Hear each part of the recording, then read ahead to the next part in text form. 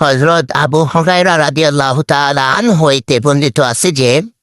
নবী করিম সাল্লাল্লাহু আলাইহি ওয়াসাল্লাম ইরশাদ করিয়াছেন, ঈমান এই যে তুমি আল্লাহ তাআলাকে তাহার ফেরেশতাদিগকে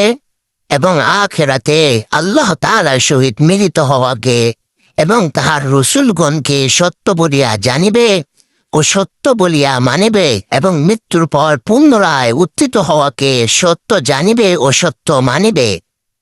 হযরত আবু হুরায়রা রাদিয়াল্লাহু তাআলা আনহু হইতে বর্ণিত আছে যে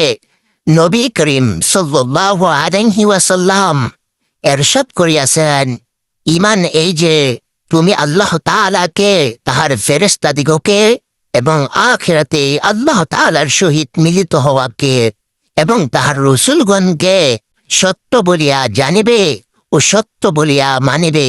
এবং মৃত্যুরায় পুনরায় উত্থিত হওয়াকে সত্য জানিবে ও সত্য মানিবে। হযরত আবু হুরায়রা রাদিয়াল্লাহু তাআলা আনহু হইতে বর্ণিত আছে যে নবী করিম সাল্লাল্লাহু আলাইহি ওয়াসাল্লাম ইরশাদ করিয়াছেন, ঈমান এই যে তুমি আল্লাহ তাআলাকে তাহার ফেরেশতাদিগকে এবং আখিরাতে আল্লাহ তাআলার সহিত মিলিত হওয়াকে এবং তাহার রসুলগণকে